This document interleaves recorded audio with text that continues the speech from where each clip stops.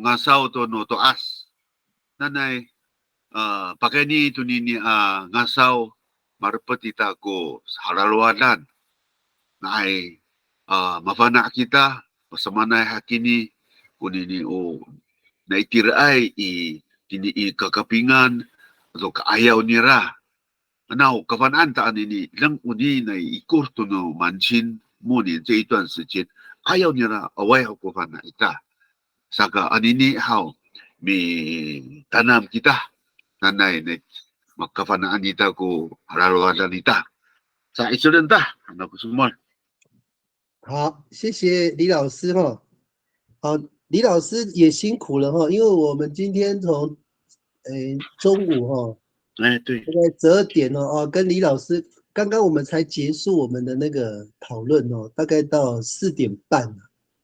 然后回来匆匆忙忙吃个饭哦，现在头昏眼花哦，等一下如果讲错话的话，纠正我一下。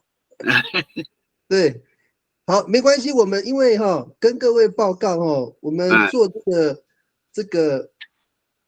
线上讨论是希望集合众人的智慧来帮我们阿美族找到我们过去真正的历史的发展因为现在的历史太短了大概是从文献里面看有文字的话对于阿美族历史的描述有很多是那种刻板印象，或者是说那个时候阿美族的状态不是太好你把时间延伸大概2000到3000年你会发现那个阿美族人是不得了的民族我越看那个文献越觉得我们的祖先了不起对，这个很棒的一个民族，要把他的精神留下来。那大概我们那个未来每个礼拜一我会跟李老师、张光忠老师、吴连成老师针对3个不同的那个阿美族的方言别因为我只能就不同方言别来做切入，大家比较能够理解大概我们会找恒春阿美就是张光忠老师，他可以帮我们说明那个马兰跟恒春系统。那个吴连成老师吴连成老师就是帮我们报告那个秀姑峦跟南势的其实南势比较偏那个恒春的他们是恒春上来停在花莲市没有回家的那一批。再来就是我们讲的就是那个大港口就是海岸跟那个其实这个比较难分大港口其实是秀姑峦的那个入口。那我们一般来讲海岸线的那个因为是那个叫什么那个叫做大港口事件导致那个我们的氏族串流到东海岸，形成现在所谓的海岸阿美。所以其实海岸阿美的系统应该还是属于秀姑峦系统，大概就是分这几个语言系统。因为我们这样讲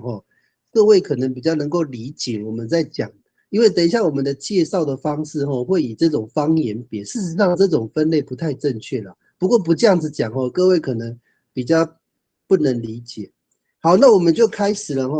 我们未来礼拜一会跟那个李老师做一个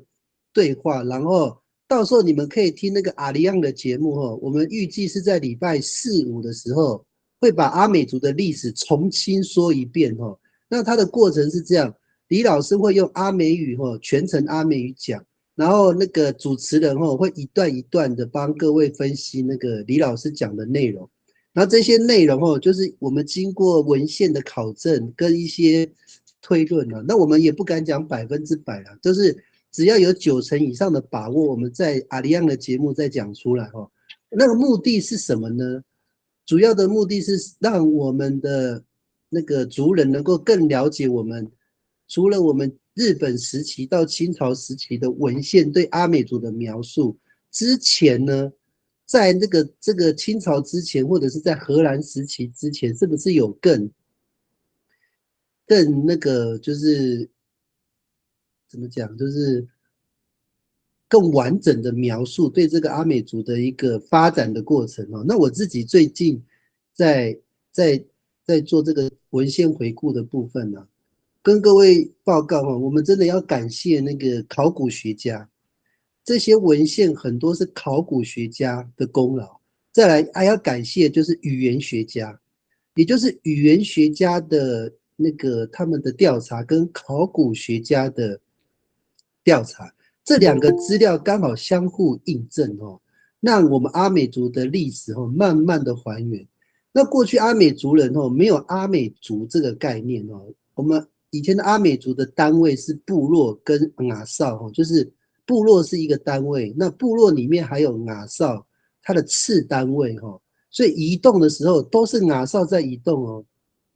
你们就是很多时候我们现代人去看过去的阿美族人，会以为哈以前的人有阿美族的概念，并没有哦。以前的阿美族人没有什么阿美族的概念，也没有绑架这种概念哦。他们都是用雅少或部落的名称作为移动的单位，而这个一定要这样子理解哦，不然你在解读各个时期的历史哦。比如我举个例子哦，在13行博物馆的那个巴塞人哦，他们叫做法塞吧，哦，可是他们为什么翻成巴塞呢？你们看那个南势阿美在念法塞的时候，他那个 F 的音会念成 b 哦，就变成巴塞，就是变成中文的话就会变成巴塞。然后你看呢，那个巴塞人在和平岛登陆的时候，他叫那个和平岛叫做杜曼，杜曼是什么意思呢？就是阿美族的暗暗的意思哈、哦。所以他们那些词汇都是阿美语哦，可是文献的那个时候的调查者，他不知道那个叫阿美语。那阿美族在利物溪哈恒春阿美这一支，他登陆到利物溪口的时候，在利物溪口，他成立了一个部落，叫做那个文献叫做多罗满哦，多罗满哦，我去看了一下多罗满是什么意思啊？后来去查了一下，哦，原来是西班牙文哦，那大概跟阿美语没有什么关系。后来我又查了清朝时期的文献，它其实就是西班牙人在模仿阿美族人念那个音啊。那清朝人他们也把那个音改上去，叫做打纳案。打纳案是什么？他们后面又括号一个是打鲁案。我说打鲁案怎么听起来那么熟啊？原来是打鲁案哦，听到我差点笑出来。原来那个时候的多罗满人哦，那个多罗满呢、啊，就是我们现在阿美语的打鲁案呢、啊。那只有清朝比较抓到我们阿美族的音，叫做达鲁曼。那个西班牙念多罗曼，他发不出那个音嘛，所以你看，慢慢你会发现利物溪口的那个多罗曼哦，那个时候的那个历史学家哦，把它定位成什么？那个时候的平埔族哦，他没有把它列为阿美族哦。那他们在那个南洋平原发现了两个就是交易的民族啊，他们说那个也是法塞人的部落啊，其中一个部落叫什么，你知道吗？叫做里瑙。后来我发现不就是里少吗？就是我们那个南势阿美不是有4个社吗？一个叫做波波，一个叫做吉嘎苏岸，再来就是里少，还有一个叫做什么拿刀兰哦，总共有4个社啊。那你看阿美族移动到各个地方，都会以那个的地方，它原来的部落，它再重新命名，很多地方都是这样。哦，大概我跟各位讲说，我们从文献啊，再从很多的那个资料里面哦，去做交叉验证啊。所以我跟各位讲这个多罗曼哦，我说是阿美语哦，是找了资料才发现哦，所以真的利物溪口哈，那个就是过去的恒春阿美哈，他去哪里呢？去利物溪口。其实等一下我再讲说这些的那个什么那个这些的雅少啊，到底他们都怎么移动哈？好，我在想哦，现场应该也有那个什么那个比较新的人哦，那我们就是再稍微复习一下哈。哎，白老师有上线了吗？还没有上线。小白老师，你上线了吗？还没有。好，我们来讲哦，再复习一下啦，不然我怕有些人没有听过哦。阿美族的比较正确的移动的轨迹是这样哦，他们过去的传说是我们从那个兰屿登陆嘛，然后再进入那个绿岛，然后再到那个嘎嘎瓦山哦，绿岛我们叫山南亚塞哦，山南塞或山南亚塞哦，到嘎嘎瓦山猴子山，再到哪边呢？那个阿拉巴奈哦，阿拉巴奈应该是在资本溪的南边哦，然后再一直往南，一直往北哦。那你可以把它想成哦，这里面不是只有那个我们讲的恒春阿美这一支哦，它可能当时候也有可能是那个巴吉萨或者是吉维利安这个比较大的氏族哦一起来的哦。然后怎么走呢？哦，我现在跟各位讲一个很好玩的哦，现场如果有布农族的或者是其他族群，可能要包含一下哦，这只是一个描述。阿美族人哦，那个到了那个兰屿之前嘛，他会先经过巴丹岛哦。那你们知道巴丹岛它其实是那个兰屿的亲戚啊，他们是同源的，他们讲相同的语言。那巴丹岛的他们的自称叫什么？你们知道吗？巴丹岛叫做伊瓦旦哦。很奇怪，我们好像阿美族有在称呼台湾的原住民，好像是布农族的叫伊瓦旦哦。然后后来阿美族从巴丹岛再往北走嘛，就又经过了兰屿嘛。兰屿叫什么？你们知道吗？大家应该都知道嘛。兰屿以前叫雅密嘛，后来他们证明他们不是，他们叫达悟。我严重怀疑巴丹岛的那个族名跟兰屿的族名都是阿美族帮他们命名的。为什么呢？阿美族很喜欢乱命名阿美族到处到哪里都喜欢帮那个地方命名包括人也是一样。所以伊娃蛋对阿美族，我今天也稍微问了一下，伊娃蛋其实在阿美族人的概念上就是描述这个人黑黑的，就是说不是很白了，就黑黑的。那个今天有问那个朋友说，他说那个他小时候去海边玩嘛，然后就是说那个他一晒得很黑的话，他的妈妈说傻伊娃蛋这样子，他说怎么是说很像很黑的意思吗？其实我不太了解那个意思，应该是。所以我觉得阿美族人帮那个兰屿人在巴丹岛取了伊娃蛋，在兰屿取的达悟所以这是阿美族帮他们取的名字。我是这样猜的啦，这边我不敢确认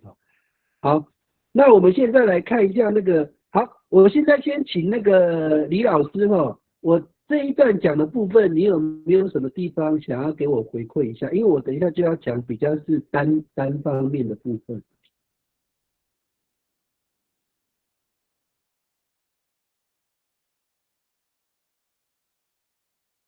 哎，李老师有在吗？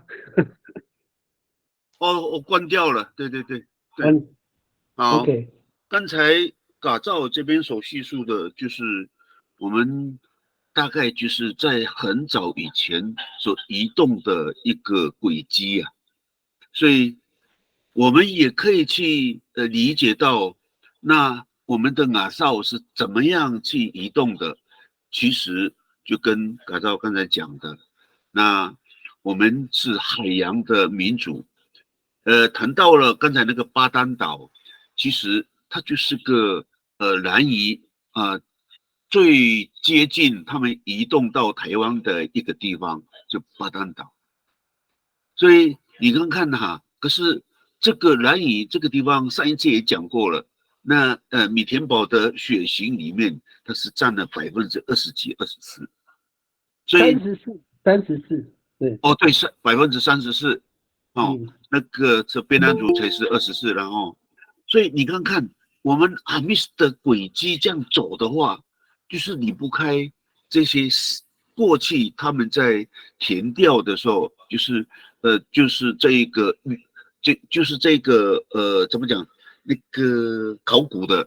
哦，那主要还是考古的啦，从遗迹里面去发现了什么东西跟阿美族有连带关系。以及他们血型里面，所以他们把它连在一起的时候，就会想到了，哎呀，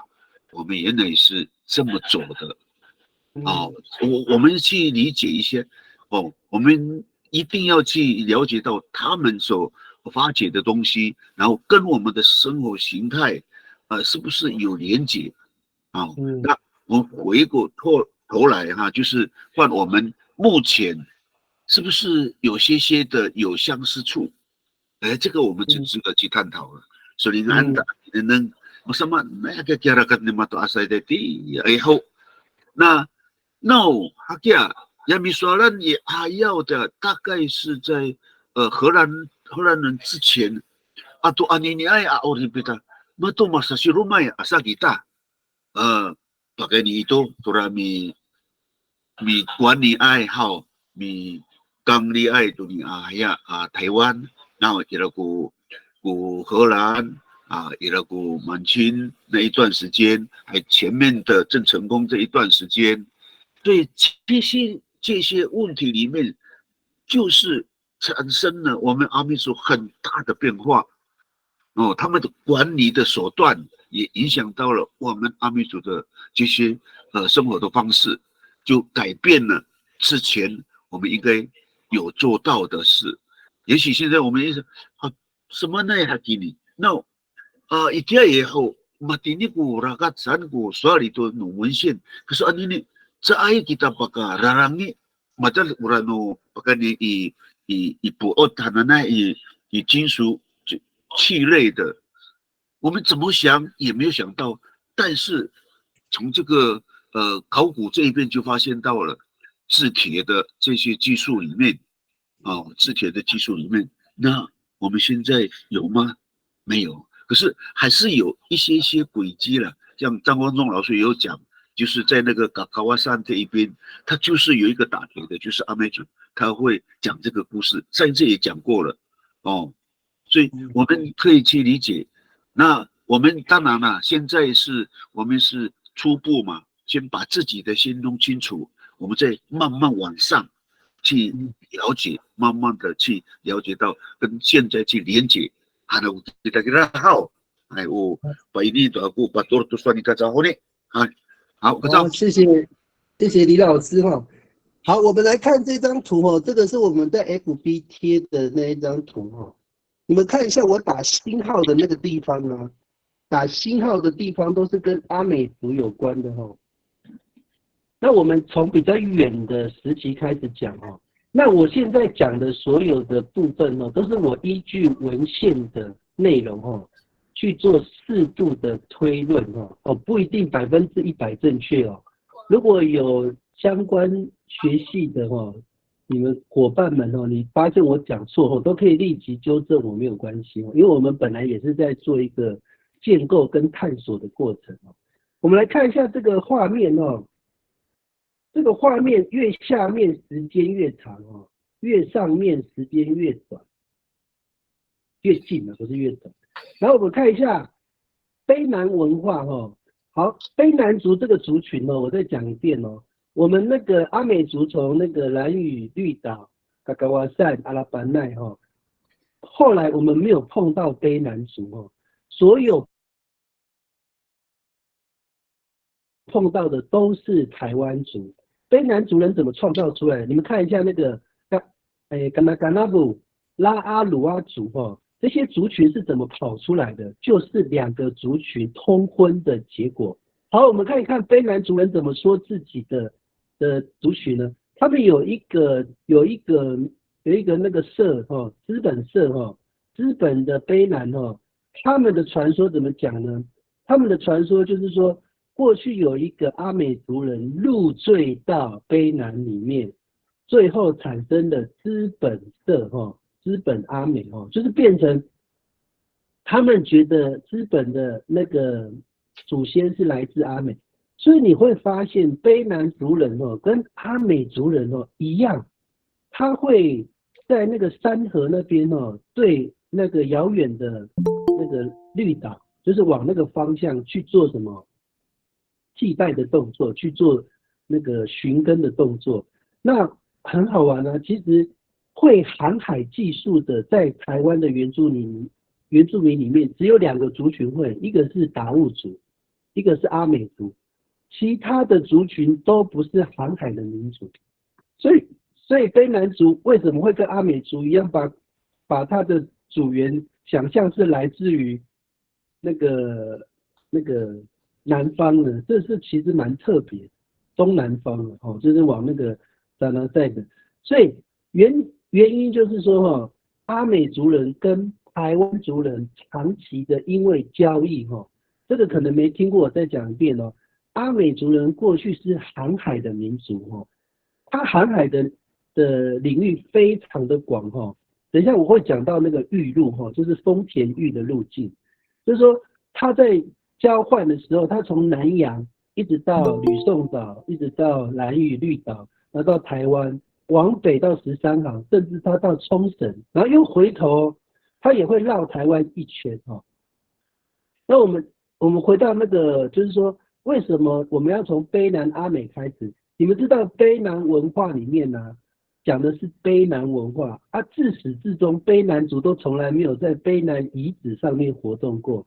那卑南族里面就有说，卑南遗址是什么呢？就是以前的拉朗勒移动的活动的范围。有一天，整个村整个那个地方都被火烧了，然后变成上面都有那个什么，就是有一些灰烬然后卑南族人禁止他们的那个族人去在这个土地上面活动，是这样子所以卑南文化其实在上面活动的竟然是阿美族人这很特别那叫阿美文化，大家比较不会搞错对。然后卑南文化是什么呢？这边精彩的来了其实我不想划那个画面其实我有很多图片可是重点是我这个电脑很慢，每次划这个画面就要等一下。我大概先讲，等一下再给你们看图片。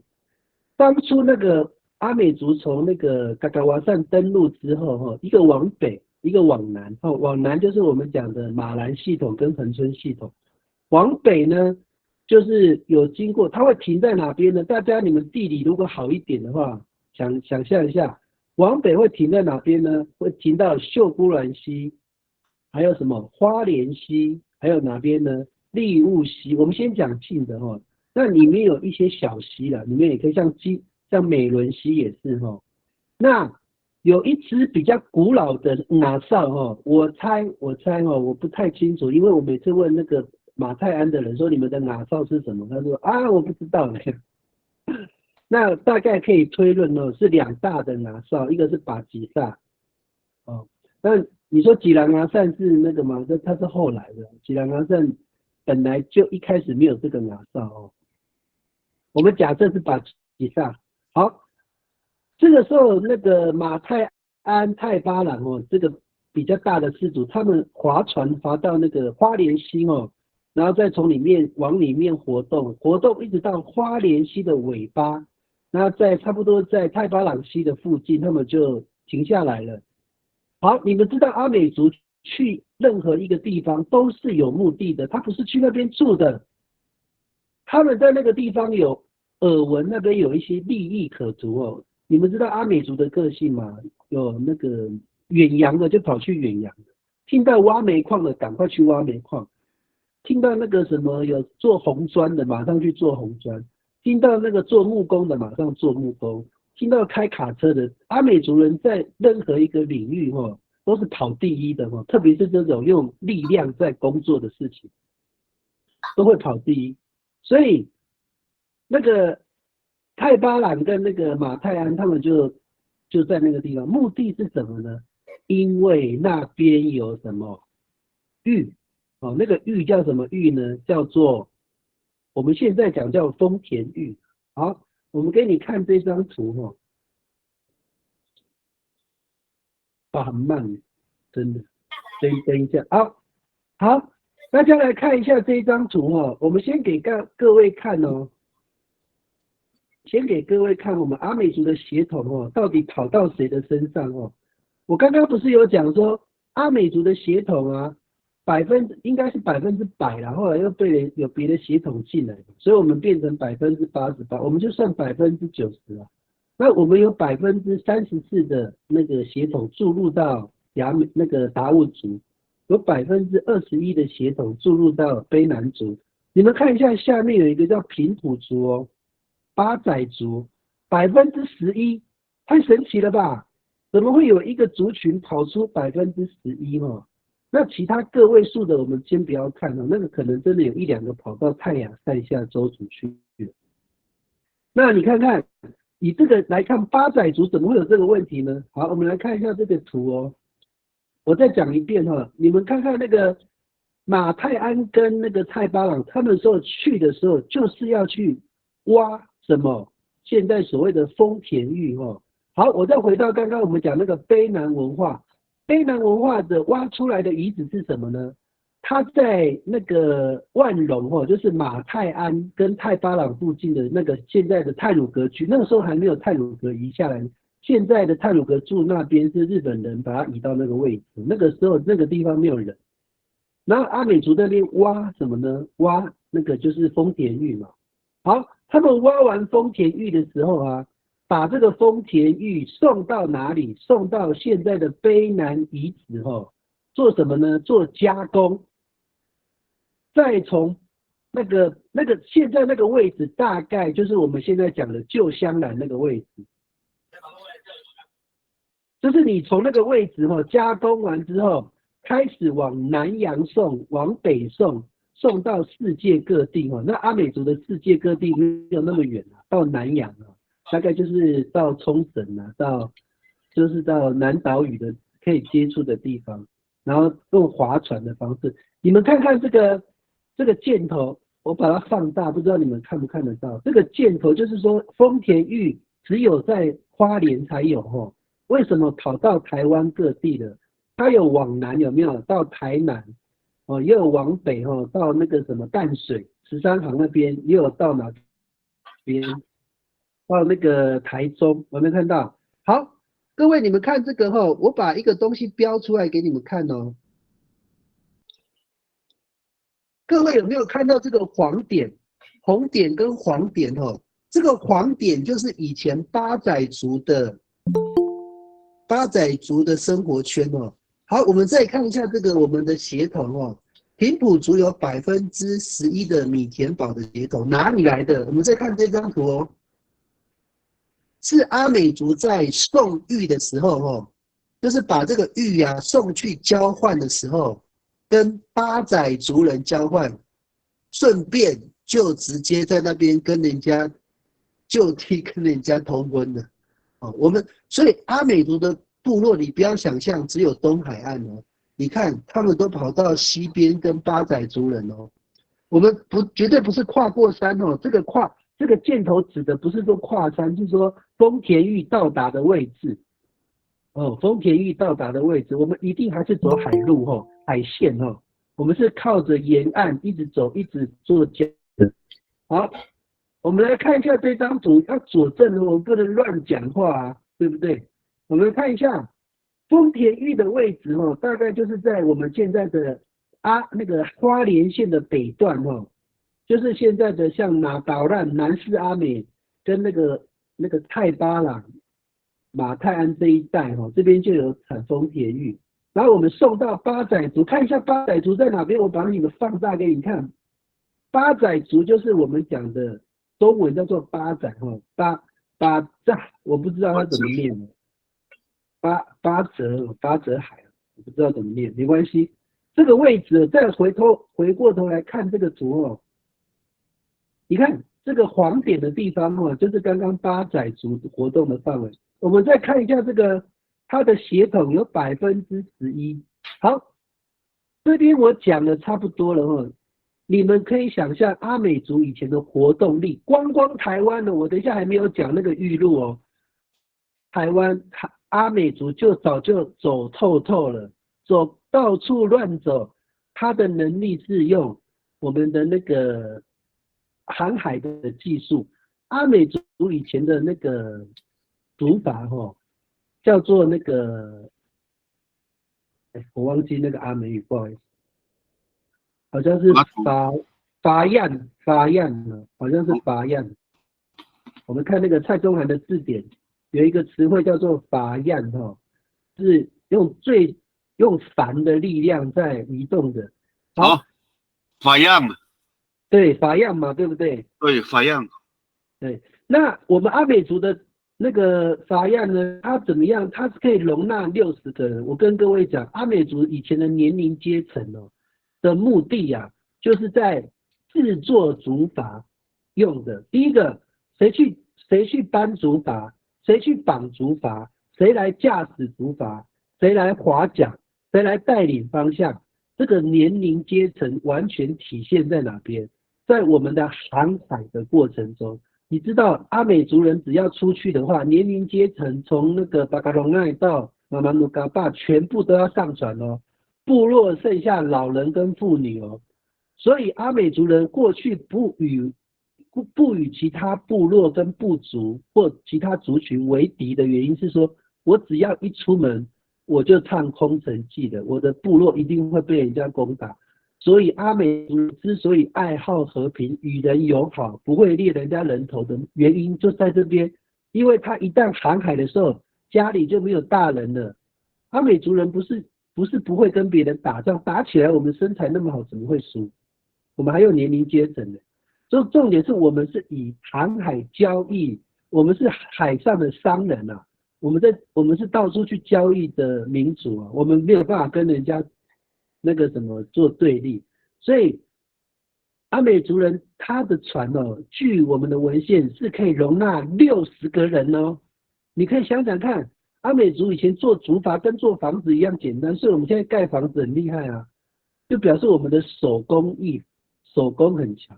所以阿美族人就是利用这个帆船的技术，到处爬照哦。你们因为我们没有看过，我们严重低估阿美族人过去的航海能力。我先点到这边哦，我怕我一次讲太多。那我们再请那个马里盖、李敬信、小白老师3位哈，如果你们可以回馈我的就回馈，现场有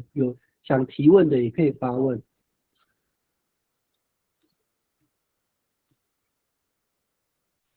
李老师，你要不要先回馈？好，我来讲一下哈。那关于这个法达安好跟那个达法隆给没好，那他们说是秀古人群他们的定义在他们的这个在他们的氏族了哦。那为什么他的语言跟这个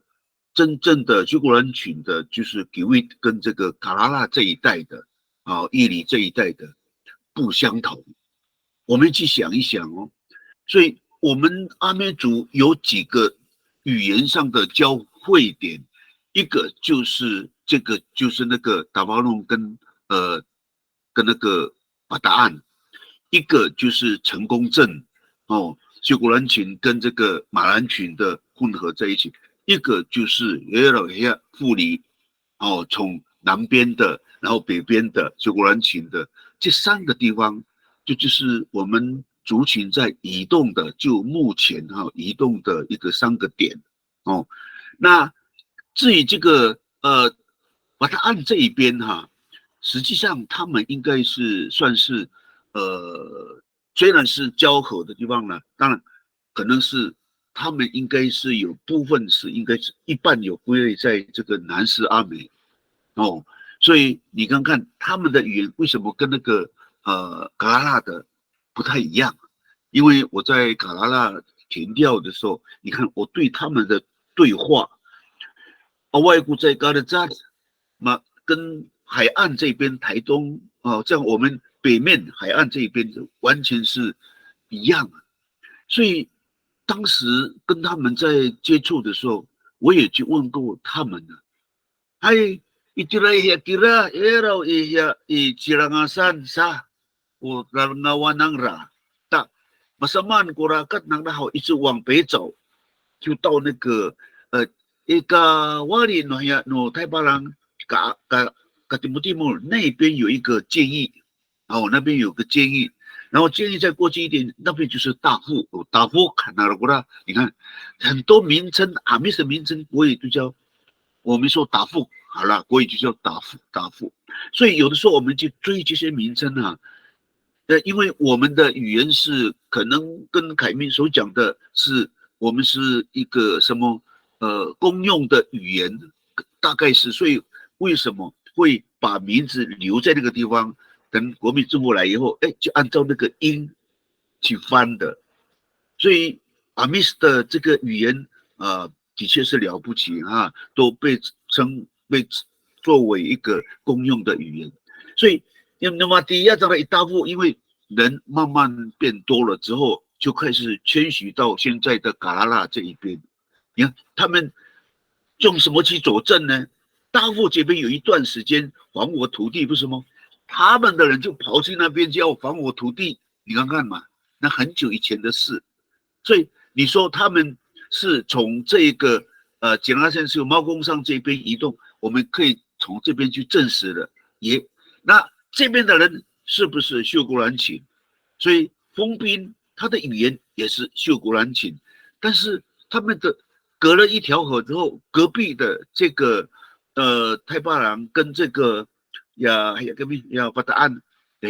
我们听起来讲话就不太一样了，对不对？这就是他跟这个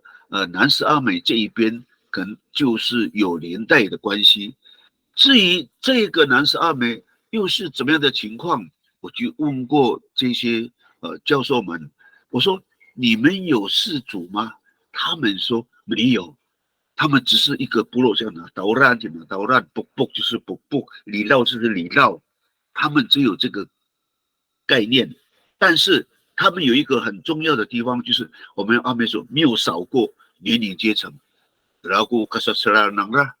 所以从这个关系里面，我们去了解阿美族的这些不同地方的地方，就是以年龄阶层为它连接的一个重点的地方。所以我们就回头去想的时候，我们这个阿密斯，的确是有很多的地方可以在移动的时候，可是到了荷兰，不要说荷兰了，满清末年那段前面都已经大家都虎煞煞搞不清楚了，所以我们现在要追的就是那上面，就是今天嘎造所解释的，你是商人的这些他的动作、他的移动的方式，以及他的买卖是什么东西的时候，我们就慢慢可以去了解到，原来我们过去不是跟现在所说的，只是在这个田里面工作，而是有很大的运动量在移动，所以会流出很多，你看到 WiFi 那个啦，会流出很多有同样血统的地方，这个值得我们要去探讨，也是很欣慰的地方了哈。OK， 好，谢谢李老师哈。那马里盖老师或小白老师可能忘记上线了。马里盖老师，你有没有什么要回馈的？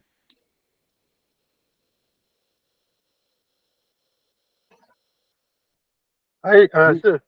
我是按照刚刚海明老师这边讲的哈，有很多的部分我自己也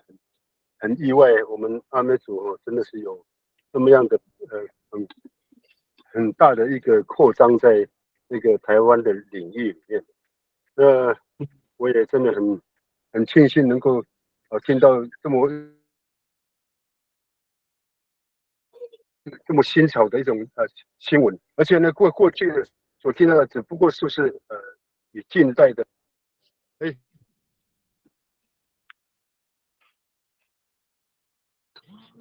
不好，新凯老师，你可能你的收讯稍微不好没关系，我大概理解你的意思好，我们再回过头来看我们这张图你们看这张图写的是英文没关系，英文看起来更有说服力好，我们看一下我们台湾在什么位置在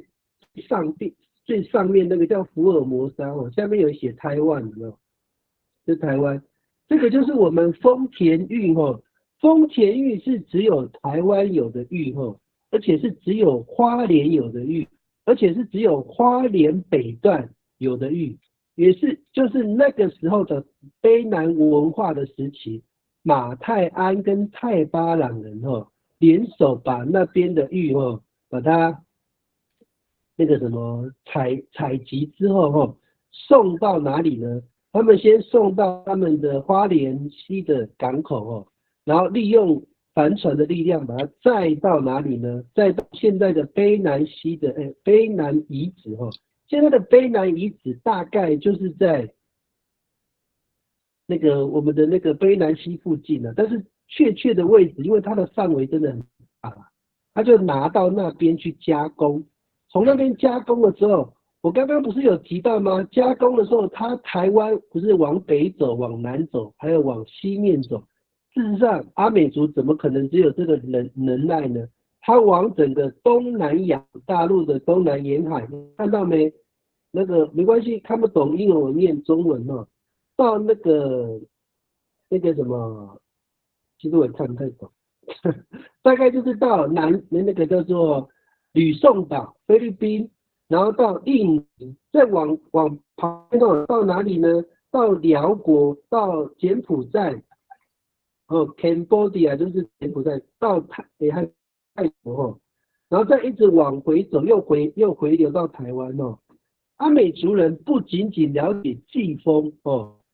的方向，还有洋流的方向，还有沿岸流的航运的策略那之后我再把这些那个什么沿岸流、洋流什么的图片呢，因为我现在切换它的画面会比较慢，所以阿美族人的移动范围，这个是阿美族人的预路。什么叫预路呢？就是说把这个玉送到各国的路。好，回到一个概念阿美族有没有国家的概念？并没有，阿美族没有国家的概念，阿美族就是纯粹的航海的民族，它就是在海上从事交易的民族。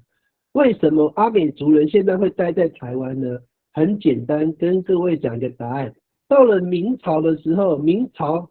海禁200年，也就是说它禁止那个在中国大陆附近的海域有任何的海洋的行为。但是那个时候阿美族人还是偷偷的但是已经范围变小了。到了明郑时期，就是郑成功的时期，全面把我们台湾的各个的，就是出海口的部分全面严禁有航海的活动，所以阿美族完全转型成从海洋民族完全转型成农耕民族或者是狩猎民族这个是阿美族人完全不擅长的领域。那我们的历史就从这个时候开始记录阿美族，所以你认识的阿美族就是从这个时候，阿美族就是会捡野菜捞鱼忘记了我们是一个航海的民族这个非常非常的重要。我们的祖先长那么高大，这么会划船，难道只会在海边捡贝壳吗？采野菜吗？怎么可能？就是说你要想想看，以前阿美族人的活动力跟他的米田堡的血统是很有关联性的。米田堡的血统就是单一的那个红血球里面的血红素的含氧量的比例就是比一般人高，也就是说他在呼吸的时候，他的氧气二氧化碳太多，他会赶快把二氧化碳排出，提供新的氧气这个就是我们跟一般人不一样的地方。所以阿美族的运动选手特别多，就是我们才几万，20万多一点而已。为什么我们的运动选手比例这么高？好像那个犹太人的商人一样多，就是这种感觉所以你看，我们绕了一大圈回到台湾，都是利用季风、洋流、沿岸流、航海技术、航海经验，还有各个阿美族的分工包括什么年龄阶层在船上的分工，谁划船，谁指示方向谁交易妈妈努嘎爸还有巴嘎隆奈都在上面做一个完整的分工。为什么阿美族人的个性是服从？你在海上不服从，唯一就是死路一条，因为全部都淹死了。所以为什么我们的服从性格这么强？然后我们的耐力、我们的勤劳，都是我们阿美族的核心价值好，我先讲到这边那个李老师，你对这个整个丰田玉的海上之路从那个吕宋岛、菲律宾一直到辽国、那个柬埔寨，又回到台湾，你对这个路线你有没有特别的看法跟经验？在我的看法里面，的确是，过去那种交通不是用机械去推动，完全是机械推动的，是用一种很自然的方式，像风帆之类的，的确它可以这样子移动。你看，还有一个是从台湾一直到这个往东走，然后又往南走到大洋洲这一带。到大洋洲这一带，这都是有年代的关系。然后过去你看那个郑和下西洋的，不就是这一条路吗？所以当时我相信一定跟潮流有很大的关系。李安，所以那个丰田役为什么会传播到世界这个有一半的地方，也就是我们阿美族功劳会蛮大的。那时候的这种航海的技术已经到了可以说是可以我到哪里都可以，不会说我往东结果往西走了，不会。我就在想，那天象是不是阿美族也是很厉害呢？这值得去考究哦。为什么他们都可以这样子走？对了，虽然是因为这个洋流的关系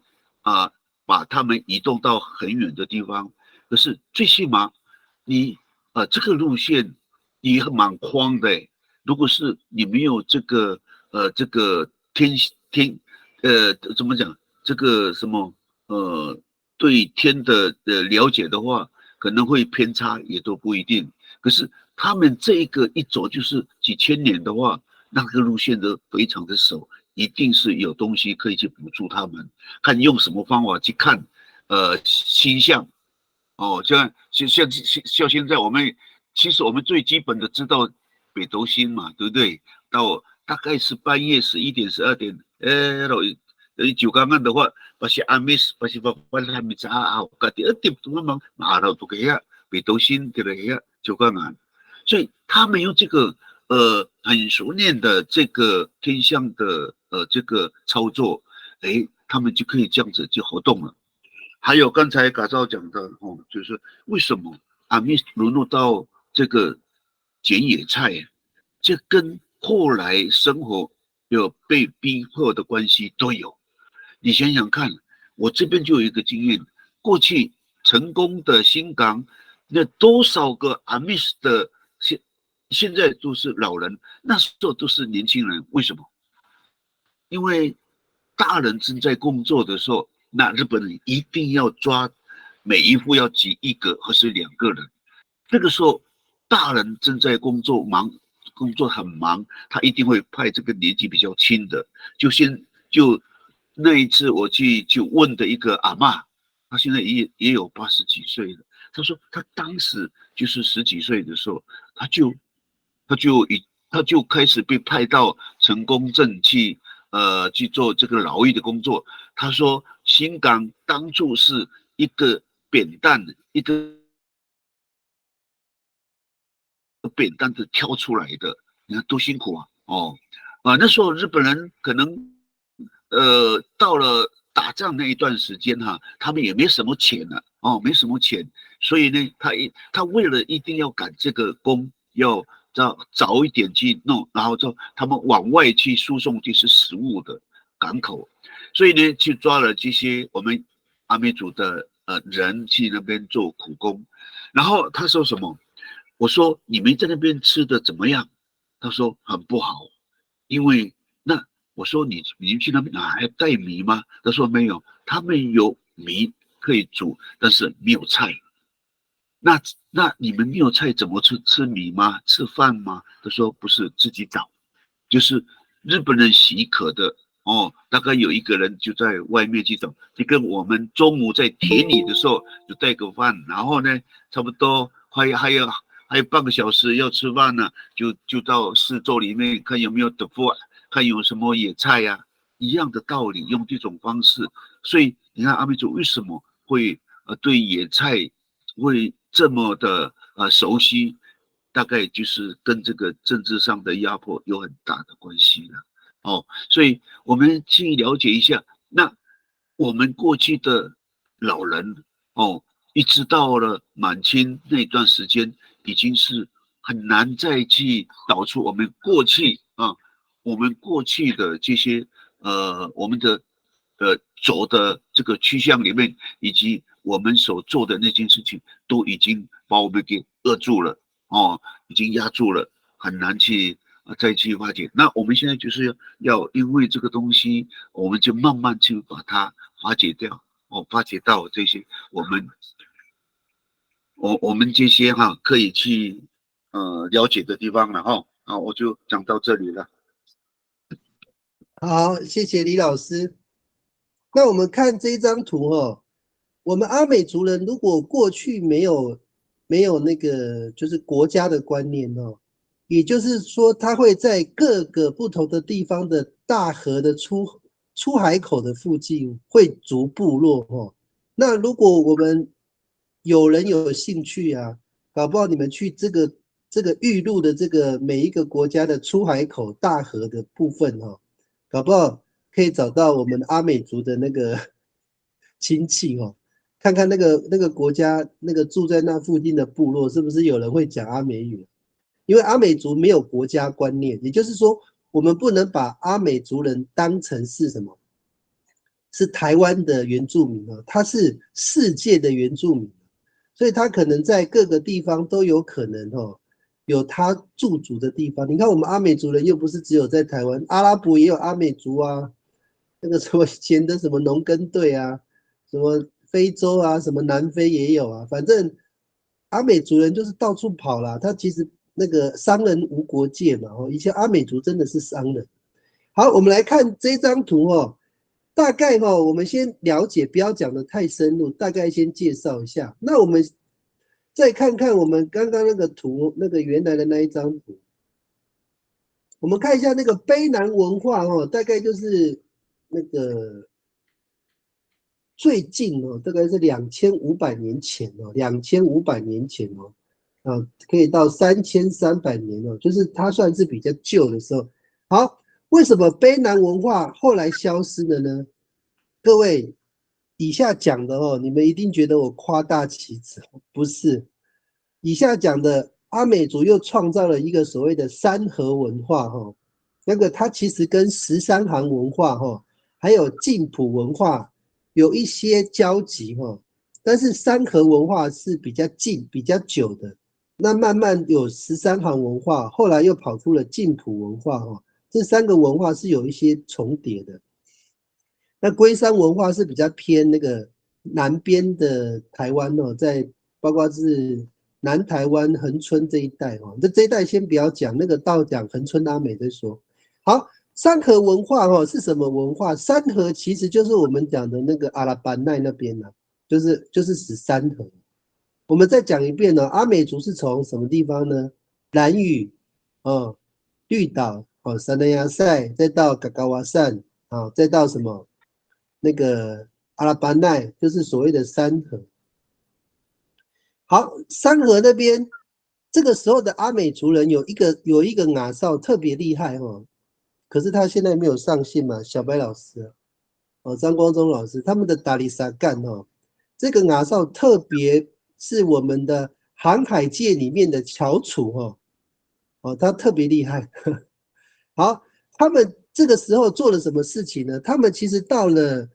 那个卑南溪的时候，他们有一支往北走走到哪里呢？他们走到了那个利乌溪嘛利乌溪那边，如果你们去看了，利乌溪那边有一个那个顺安部落就是后来的那个恒春阿美把那个快靠近垦丁那边的土地公有没有按照一样的模式搬到那个什么顺安部落就在利乌溪旁边那边有一个土地公庙，阿美族的那个部落叫做什么比夫丁岸就是钓鱼的地方中文叫顺安部落那边有恒春阿美恒春阿美他们当时候到了北部的时候，因为他们去采金矿嘛那没有采到金矿，后来应该是采完差不多了，没有什么东西，用回头回头到那个就是到那个南边嘛，然后他又碰到了那个下面，好像下面也没有耕地，他又回头，然后跑到一个地方这边长得很像以前的利乌西所以那边他又取名叫达吉利斯，所以台湾有讲2个达基里斯德基里斯一个在利乌西一个是应该是在去海那边吗？我有点忘记了。小白老师有在线上吗？就是他们西海然后往北走的时候已经不能走了，他就走那个古道，那个中间就是达吉利斯，他们讲的。那对，大概就是那个位置。对对对。所以你看，有阿美族真的很爱乱命名好，我再讲一个题外话刚刚李老师有提到，阿美族之所以我们这张图我再给各位看一下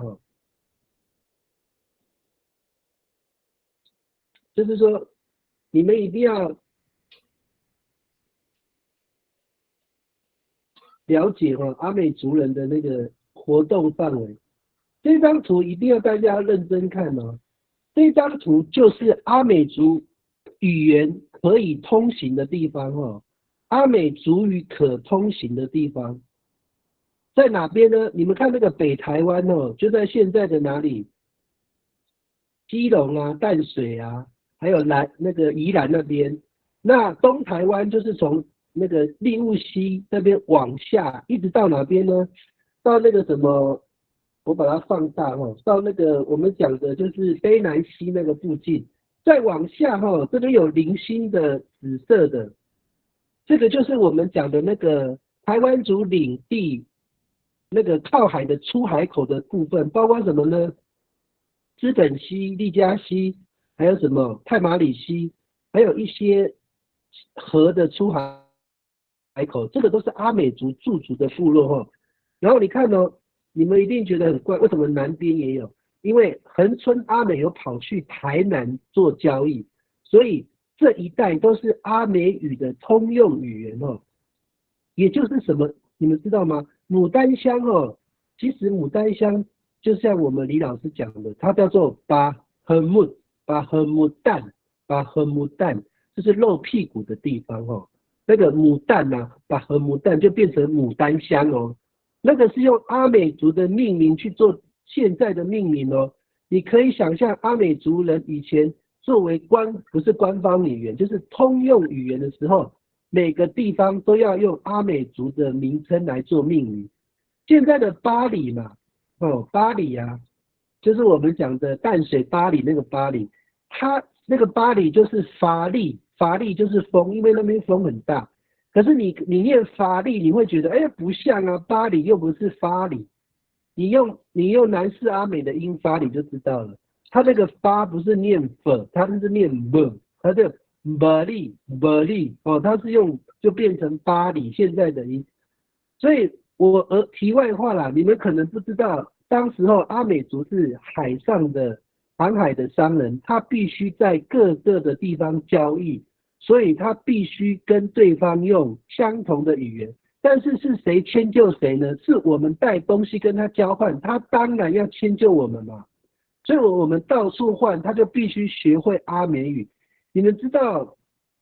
宜兰的噶玛兰族他们不是被日本人强迫移到花莲那个嘉里湾的附近吗？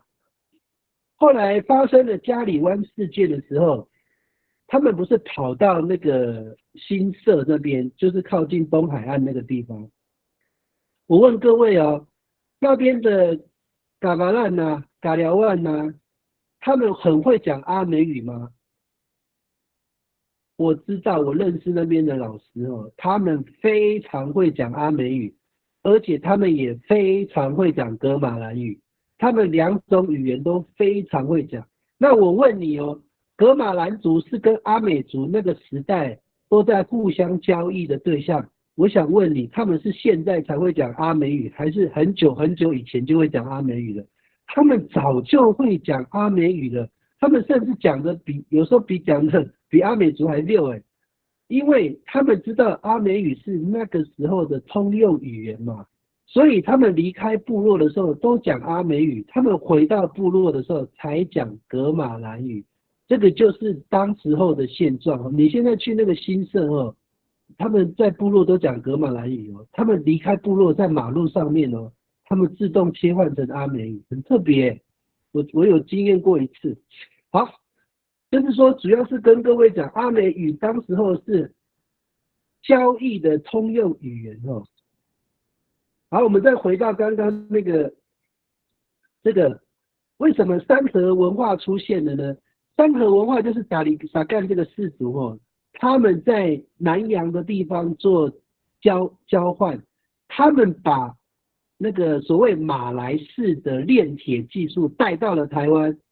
带到了台湾之后，哪边地方有那个遗址呢？在我们的旧香兰遗址、晋埔遗址，还有在花莲沿海附近有一些遗址，再到那个13行博物馆哦，那个巴塞人哦，就是我们讲的亚绍是法塞的那个族群，他们那边也有什么炼铁的技术，而且都是马来式的炼铁的技术。好，这个代表了什么呢？我们的卑南文化的玉石石器时代结束了，阿美族把金属的时代，也就是说把铁器的时代带进了台湾，改变了台湾所有生态。发生了什么事呢？台湾不再喜欢玉了，阿美族人把台湾的玉传到什么各个那个刚刚我讲的那个地方就是印尼，还有那个辽国嘛，反正就是刚刚讲那个南亚一带，对，南亚对。然后他把那个玉换成了琉璃珠、玛瑙这一类的，还有铁器然后拿回来呢。这个时候，我们原住民的高山民族终于看到了铁器了。这个时候，你们以为他们的翻刀、他们的武器的金属是怎么来的呢？全部都是跟阿美族交换来的。阿美族后来把炼铁的技术也带到台湾在13行、在晋埔、在旧香兰、在花莲沿海一带，都有阿美族部落的炼的铁屑的遗迹。也就是说，阿美族人在帮别人炼铁，然后卖东西给不是跟部落交换什么呢？交换山猪，交换狩猎的东西。阿美族不会狩猎，但是他也想吃肉，就是这样子。好，我先讲到这边李老师，你有没有什么要补充的？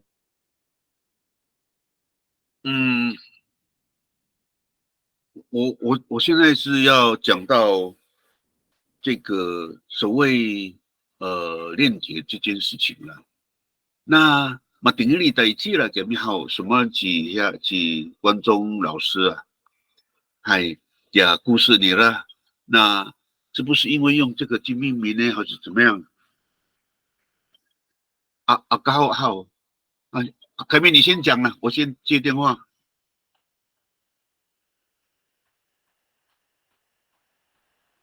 先讲。好，我来先讲我来接一下那个李金星老师所讲的。小贝老师你来了好。那个嘎嘎瓦山的名称有。嘎嘎瓦山的名称是因为你被那个卑南族强迫要做刀啦，做那个农具啦，或是做什么的工具，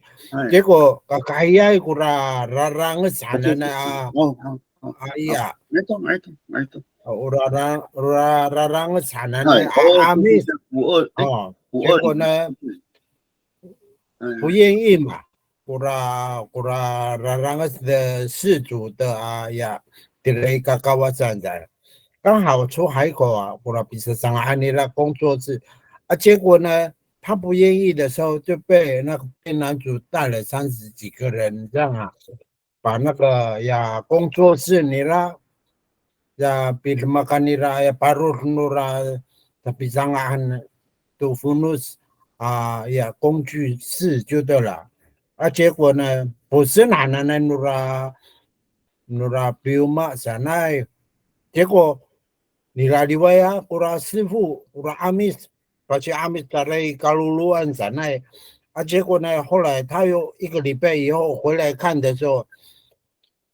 结果那个呀，他的卤哦，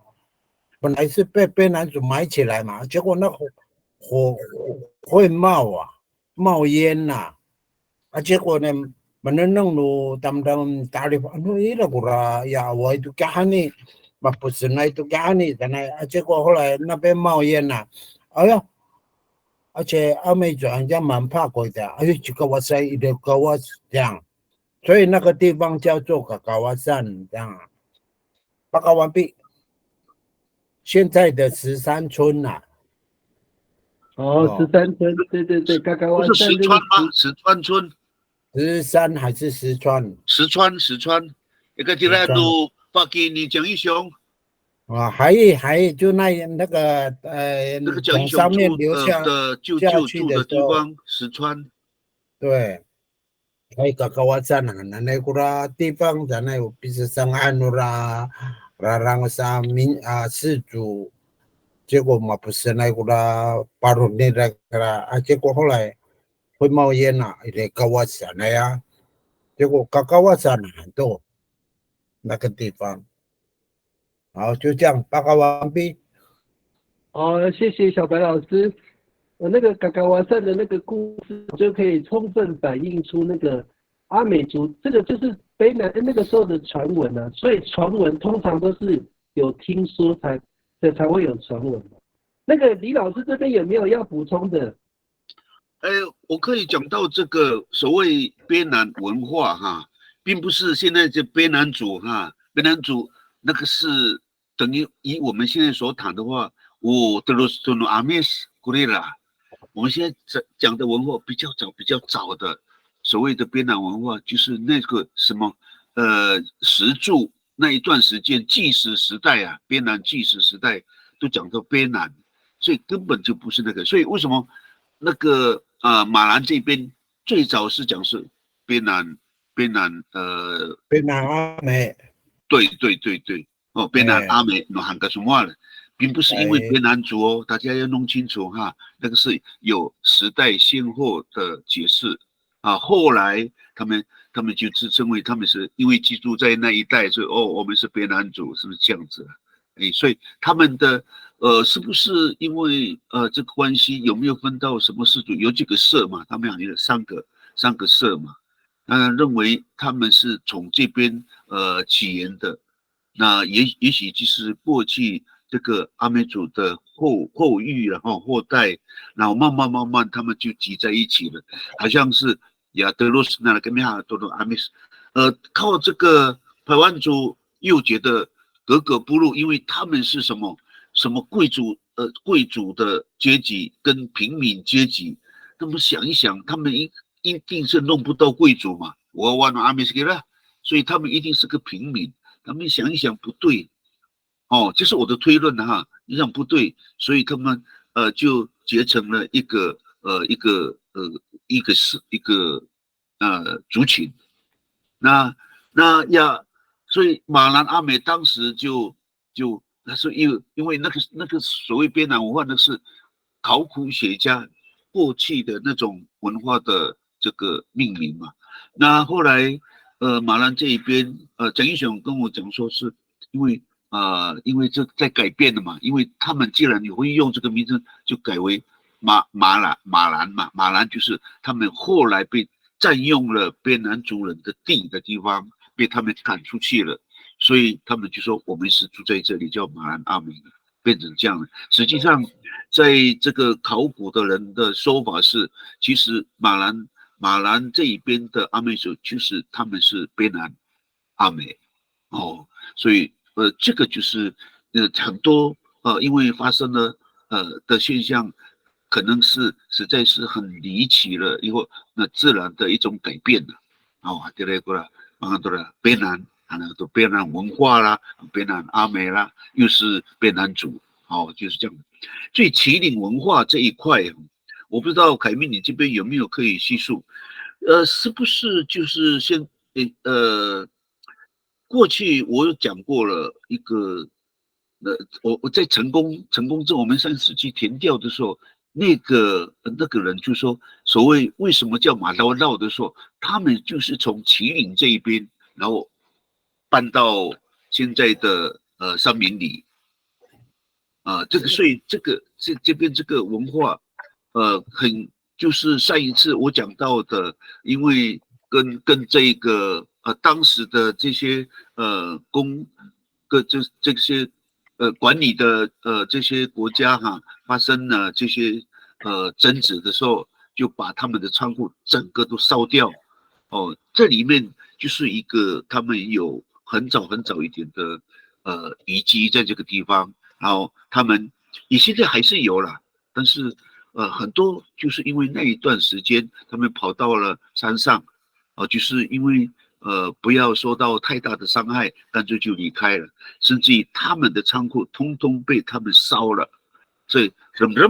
sanay kuramar si ikuran niya to asay minanang hao talalusa sa minanang nahan naruraya ng rakura panay gira tirahaw ta ilo ilo saman ko palu to drama to asay utangit ko awa ito ami haratang to kemak。所以后来虽然是被马航汉弄合了之后呢，回来他们觉得在这边再留下去也不是个办法，所以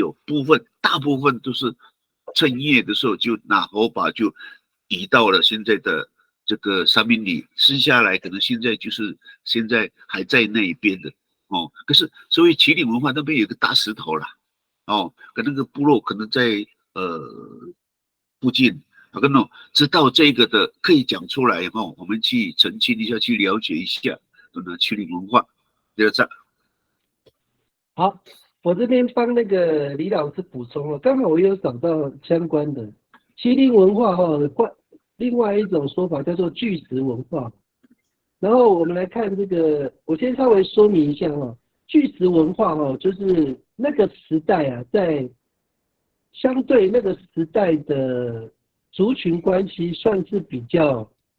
缓和那刚刚有提到就是说现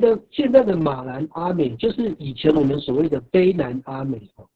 那我刚刚一开始开头就说卑南文化压根卑南族都没有在上面活动过他们只有听说那个时候的拉拉那时候在这个饭活动上面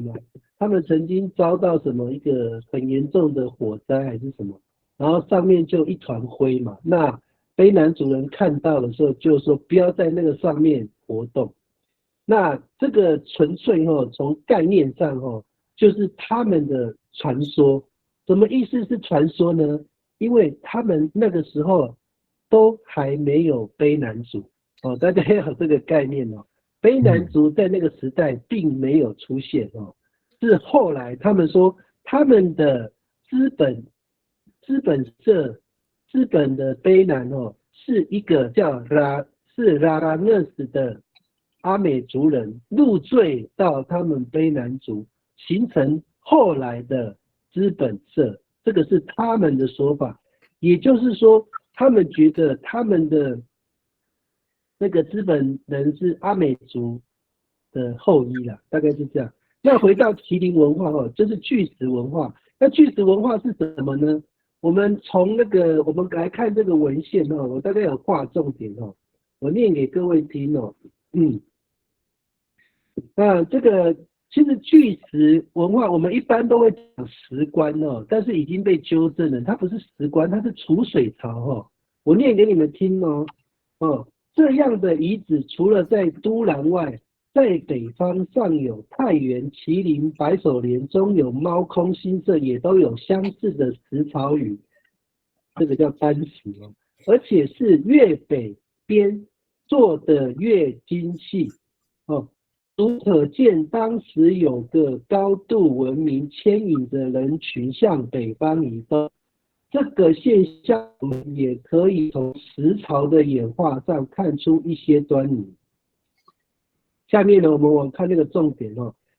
在封兵在猫宫封兵，甚至把他们的石槽做成了圆形、碗形这个我没看过啦，可能新也有看过。对，当时部落已经有铁制的凿刀，如此才能制造出这样精致的石器。也就是说，这个时期已经在达利萨干把我们那个南洋的马来式的，或者是他在南洋已经换到了铁器，也就是他去交换。有一段时间，他是用丰田玉去南洋去交换东西，他有交换玛瑙、琉璃珠，还有铁器，所以他换来的铁器就可以去凿这些怎么样？我们的水槽就是巨石里面的那个石棺呐，就是水池槽，把它挖成什么可以储存水的一个容器。OK， 我讲完这个我本来想要先讲完这个，再请那个李老师再说明。李老师，我讲完这个，你在你的访谈过程中，你对这个石棺或者是这个水槽，我在讲的话，你会不会有什么想法会呢？对，我们上一次也看过了，长光九干岸这边不是一个什么叫石棺？你看它是用什么？一定是用石器嘛。当时我们看的时间是好像是3000年是，好像是3000年的。对，差不多嘛。对，3000年。所以你看这个，我们就知道阿美族是说是历史也有3000年，我们可以从这边去了解到了。3000年历史的话，所以我在想，以前都在讲说那个长光的石棺好像不是我们阿美族的，可是我在现在目前就看到了这个制铁的这个能力哈，有比较有这个可以做一个找石的这个工具，所以这个是不是也跟阿美族有关系，也值得去探讨，因为他并没有说得很清楚，没有说得很清楚。那这个所谓的这个凹槽可以储水或者是做石棺，大部分我们现在所看到的都是石棺，就是石棺啊。他为了怕说里面会积水，所以你看下面这一边，他一定会把它找个洞，让水可以流出去的。而且他找这个洞的时候，这个凹槽它不是石头的中间比较边边一点，这样好动作嘛。所以我在想，这个石棺是不是跟阿美族有关系？这个值得我们要去探讨的地方了。OK， 好，谢谢老师的补充。不过就文献的角度来看这个是阿美族过去就是说它产生的遗迹这个没有问题的所以我们没有办法，就是现在很多人没有去做所谓的资料的连结或者是文献的研究所以我们就我们现有的资料去在卑南文化那个时期，阿美族用丰田玉去到南洋各群岛去做交易的时候，我们没有办法判断说那个时候是不是就有炼铁的技术，但是它可以去换到金属类的东西回到台湾，然后在海岸的各港口跟我们的部落的族人做交易的时候，部落的族人就可以拿那些铁去凿去凿那个所谓的石棺或者是水槽。这个的逻辑这个的这一篇的学者他的假设是说，是因为13行博物馆你不对，13行遗址那边有铁器的证明但是我们觉得这个的推论太近了，因为麒麟文化是属于卑南时期，卑南文化，我们来看一下这个图麒麟文化是跟卑南文化同一个时期，那个时候的卑南文化是属于玉器就是我们石器时代是用丰田玉去在南洋群岛之间做交易的，所以我们那个时候并没有所谓的炼铁的技术，但是可以换到金属的东西，包括刀啊，或者是金属的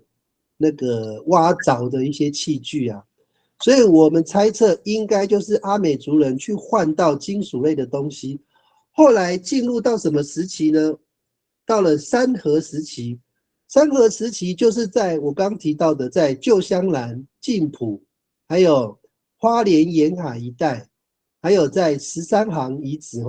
发现到铁器特别是炼铁的工具，不是只有铁器他发现了炼铁的工具，所以证明了石器时代转型到铁器时代，是阿美族人从南洋地带引进的一个新的文明，叫做马蹄式的炼铁技术。然后自此，我们的台湾的丰田玉就开始没有那个像过去这么的风行，取而代之的就是金属的玉佩、金属的工具。山地原住民就喜欢玛瑙、琉璃珠这些过去的玉佩，他们全部都不要了，他们要换新的东西。所以有一个考古学家还有历史学家说，过去排湾族身上穿的就都是所谓的舶来品。舶来品大家知道是什么意思吗？都不是台湾制的，都是从外国进口的。外来品啊，外来品。那我问各位请问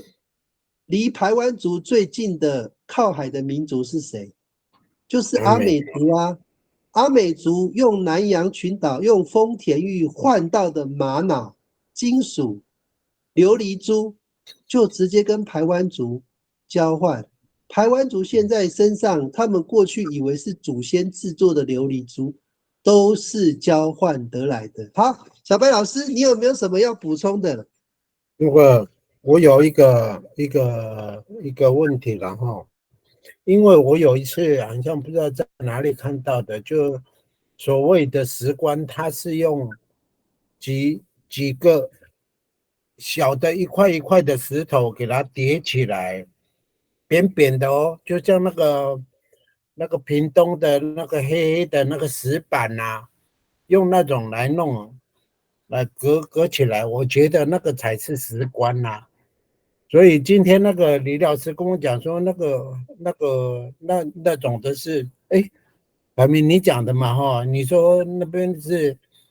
水槽，它是纯水的地方。因为我一直在怀疑说，之前我看到的那个地方，它是用一片一片的那个石板来做那个棺材呀。他直接在那个挖好泥土以后，用旁边就是叠那个石头啦，一片一片的。还有一个那个是有关石棺跟那个水的那个容器来做个说明啊。我的看法就是这样。还有那个丰田玉啊，之前它是一个工具，就是那个铁器的前身它是可以割肉的，磨砺的。就我之前有去13行啊，它是一个小型的三角形，然后呢，前面两边一个尖尖的地方是磨砺的，它就是用那种来割皮啊，兽皮那个，他的说法就是说用那个来分离肉跟骨头的关系，这样以前的工具不是石头用磨砺，要不然再进一步的话，就用丰田玉来做刀器做什么的。还有一个问题是，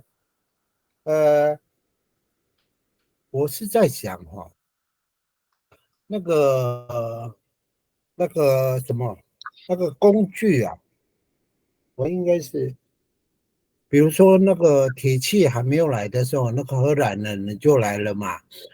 会不会是那些东西也从荷兰或是西班牙人来做贸易的，来交换的。好，老师，那我可以马上回答你哈。老师，你看这张图哈，你看这张图哦，荷兰人、葡萄牙、西班牙、荷兰来的时候哈，其实大概是在15、16世纪啊，对不对？15、16哦。你看一下这个旁边不是有写那个距今有没有1500年？好不，1100年嘛，我们找最近的有没有？离现在1100年，荷兰人还没进来，西班牙都还没进来。对呀。所以我们那个时候的铁器最多是跟南洋换到的哦，不会跟荷兰这个外来政权哦，这个时候的台湾哦，有一点点是各自为政，它没有一个统一的一个概念啊，它就是各自为政。哦，所以1100年以前，所以那个时候还没有什么殖民国家有到台湾这样。OK， 好，是啊。我们到这边哈，我们来看一下三河文化旁边是不是有一个龟山文化？好，我们来讲一下龟山文化哦。好，我们回到那个我们刚刚讲的那个恒春阿美哈，有一支是北上哈到利雾溪，有一支就是南下的哈。那南下的这一支哈，我们来看它的路径哈。我看看有没有那个啊，对，我看那个路径哦。好，我们直接看这一张图哦。你们看得懂这张图吗？这张图就是我把那个阿美族的旧部落哦，用我们 Google Map 的地图去做对应哦。现在的工具还蛮好用的，你们可以去对应看看。这个就是阿美族人以前哦。我们讲的恒春阿美有一支北上嘛，北上我刚刚有提到啊，北上他就会到他到卑南溪之后，他再往上走他有的是走到那个叫做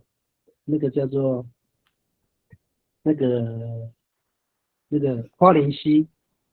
或者是那个美仑溪，然后再北到利雾溪刚刚再讲一个，如果现场还没有听，我再讲一遍利雾溪在荷兰时期啊，甚至到清朝的时候，他们叫那个地方叫做多罗满人多罗满啊。我当时看那个多罗满呢，我就觉得这个是阿美语嘛。后来看西班牙语他是那个当地人可能跟他讲那个地方叫什么，他就用西班牙文讲那个多罗满多就是一个口在一个多，一个口在一个罗多罗满后来我看清朝的翻译又不一样，还有打那岸啊，打那岸怎么不一样？后来又看到另外一个翻译叫做达鲁岸，达鲁岸嘛。所以西班牙人我们阿美语讲达鲁岸的时候，他说德罗曼，就是我们的达鲁岸。所以利雾溪口的那边的多罗满人他们的部落就叫达鲁岸啊。他们只是在那边盖达鲁岸而已，也没有盖成部落。因为我以后再讲利乌溪口那边的达里萨干在那边当成那个所谓的转运站，也就是说13行博物馆的东西在那边做一个转运，那边转运的时候可能就会转运之后他要送到花莲溪或者是秀姑峦溪，它就是转运的概念所以那边并没有大型部落，那边只是纯粹，所以那边叫达鲁岸啊。这样懂了各位要看历史要会解读，你不会阿美语你看不懂好，我们来看一下，回到这个那个恒春阿美你们看恒春阿美这个部分大家最陌生的。我们上次之前老师有讲到阿美族到旭海就是现在的满洲。好，你看一下，我把它放大阿美族它经过什么？你看它往下走到巴窑、四格林、四重溪，后来又有港口海滩还有老佛山，这一些部落都是所谓的那个恒春阿美当时候从恒春半岛到台南去做生意，沿路所设立的部落我在念有4个部落八窑部落就是现在的巴黎少还有赤格林我忘记它的族语了还有老佛山另外一个港口部落跟各位讲港口部落是怎么来的。那个时候阿美族跟台湾族做交易的时候，台湾族很高兴啊，阿美族就跟他交易什么很多东西啊，琉璃珠啊，还有一些玛瑙台湾族跟阿美族就相处得很愉快。可是你们知道阿美族就是一个很特别的民族，会一带一路，后面越来越多人挤在哪边？挤在那个八窑跟四格林那个地方，太多人，台湾族受不了了。然后阿美族你们也知道，阿美族人就是一群嘎萨塞拉，他们必须去航海，他们会把老人跟小孩留在部落，他们太担心台湾族人会去攻打自己的部落，把他们的部落移到哪里？最下面那个红点边港口，就是现在恒春阿美去寻根最远的部落等一下请小白老师说明一下。然后他们经过那个八窑四格林，到了四重溪四重溪就是那个李老师之前讲的叫做什么巴赫姆旦好，大家你们看这张图我帮你切到另外一张，让你们知道这个传统清朝时候的图是长这样。大家有没有看懂？这个就是我不用现在的 Google Map 的地图，这个是清朝时候的地图。清朝右边那个 MACER 就是满洲的意思。现在那个李老师讲的巴赫姆旦，你们看这个字巴摩旦，就是这个字，巴赫姆旦，就是这个字，有看到吗？中间经过什么？八窑，巴黎少。好，我们回到那个我们的 Google Map， 不然我看不懂那些字我们就穿过满洲乡到牡丹乡然后到了什么地方？到了四重溪，就是巴赫姆旦那边。好，阿美族就在四重溪那边开始那个制作竹筏那到所谓的港口，在车城附近有一个港口，在那边那个河，应该是出海口了，没有港口了那时候。出海口，然后从那边用竹筏往北到哪里呢？到台南做交易，台南交易的东西再带回车城的港口，再沿路回来送到哪里呢？往那个原来的路走送到哪里？送到旭海，然后再往左旧香南。卑南溪、静浦，然后立雾溪、花莲溪，在最远到13行博物馆，大家理解了吗？好，小白老师，你要不要讲一下？你这个是你的祖先你讲一下。上一次我为了要找我们的足迹了结果我自己跑去了找我堂哥去了。结果呢，后来我发现说，确实有一个港口但是不是那个，那个叫什么结果那个纪念碑应该是在那个老佛山这边有一个，以前我们的祖先有在这个地方山顶上然后面朝向北这样一个小斜坡上面就有一个，后来那个，他们说这座山很灵，然后他们那边又放那个骨头了啦。现在那边的人，还有我要提起的是，那个车城那边的确有一个恒春阿美的人还在那边还有人在那边呢。那个车城，他说有一个小村庄就是都是阿美族的人这样。然后老师，就是老师你认不认识？你认识吗？上一次只是讲说那边那个位置，这样我没有进去啊。老师，我们下次一起去了哦。哎呀，好啊。然后我们就是在那个港口那个海滩那个地方啊，我就在想说，是不是从这个地方进来的？他们一直说我们是从那个阿拉巴那，然后就进到这个港口海滩这边，这样啊，是不是从这边进？后来就是所谓的满洲了吧？然后巴里拉湾大概这几个位置，老佛山，还有满洲嘛，还有那个港口海滩那个位置啊。哎，还有那个百里绕，我们常讲说常听到的百里绕，后来我才知道是八窑啊，八窑社区这样。我以为他们讲的百里绕是恒村，结果不是啊。哎，大概是这样，报告完毕。好，谢谢小白老师哈。好，这个故事哈，就我们直接讲到它的结论哈。这一段路线就是阿美族人、恒春阿美族人跟平埔族、台湾族人，甚至到后面的汉。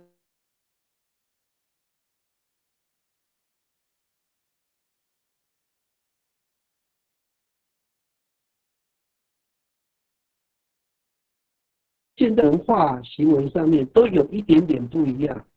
哦。那我再你说补充一下，那个戏海哈，就是一个那个姓潘的啦，姓潘的有一个，他们是有6个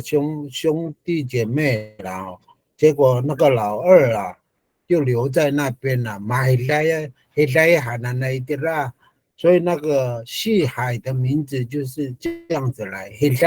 就把那个人留在那边，这样。期待留在那边嘛，对。就那个这个地方，大部分都是姓潘的比较多，从这个西海那边搬出来的啦。哎呀，那边那个什么诗啊，罗什么了？结果现在大部分那边的人都讲台语的，都是。还有一个杂货店，本来是有一个80几岁的老阿嬷，这样后来也死掉了。只有那个的老阿嬷会讲，还会讲那个阿美族的话。对呀，他们都是姓潘的。